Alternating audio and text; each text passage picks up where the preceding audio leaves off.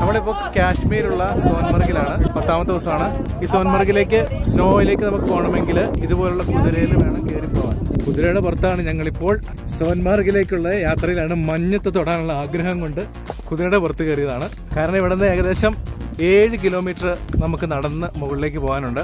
അപ്പോൾ അത്രയും കിലോമീറ്റർ നടന്ന് പോകുമ്പോൾ മടുപ്പ് വന്നെങ്കിലുള്ള പേടി കൊണ്ട് ഞങ്ങൾ കുതിരപ്പുറത്ത് കയറി. കുതിരയും നമ്മൾ നടക്കണ പോലെ തന്നെയാണ്, നടന്നാണ് പോകുന്നത്. പുറയിലൊക്കെ ആൾക്കാരുണ്ട്, ഫ്രണ്ടിൽ ആൾക്കാരുണ്ട്. ഇത് സൈഡിൽ കൂടെയാണല്ലോ പോണേ സാധനം. എൻ്റെ കൂടെ ആരും ഇല്ലോട്ടെ, ഞാൻ തന്നെയാണ്. ഈ കുതിര എങ്ങോട്ടൊക്കെയോ കൊണ്ടുപോകുന്നു, അങ്ങോട്ടൊക്കെ പോകുന്നു. അവിടെ നമുക്ക് മഞ്ഞ് കാണാം. ശരിക്കും പറഞ്ഞാൽ ഈ പെഹൽഗാമിലുണ്ടായ പ്രശ്നം മൂലം ഇവിടെ സഞ്ചാരികൾ കുറവാണ്. അതുകൊണ്ട് തന്നെ ഇവിടെ തിരക്ക് കുറവാണ്. തിരക്ക് കുറവായതുകൊണ്ട് ആളുകൾ അധികം ഇല്ലാത്ത, അല്ലെങ്കിൽ ഇവിടെയൊക്കെ നല്ല തിരക്കുള്ള സ്ഥലങ്ങളാണ്.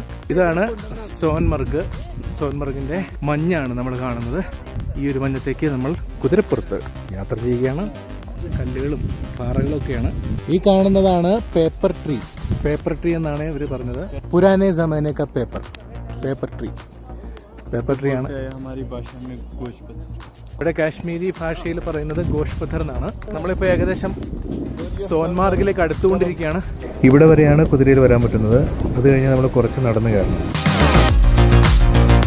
ഇതാണ് ഇവിടെ കാണുന്ന സ്നോ എന്ന് പറയുന്നത്. ഈ സ്നോ ഒക്കെ ചവിട്ടി മണ്ണൊക്കെ ആക്കി ആകെ തീരാക്കിയിട്ടേക്കണം.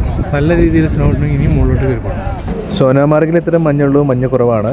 കൂടുതൽ മഞ്ഞ് കിട്ടണമെങ്കിൽ മുകളിലേക്ക് കയറി പോകണം. പക്ഷേ ഗുൽമർഗിൽ നല്ല രീതിയിൽ മഞ്ഞുണ്ട്. അടുത്ത ദിവസം നമ്മൾ അവിടെയാണ് പോകുന്നത്.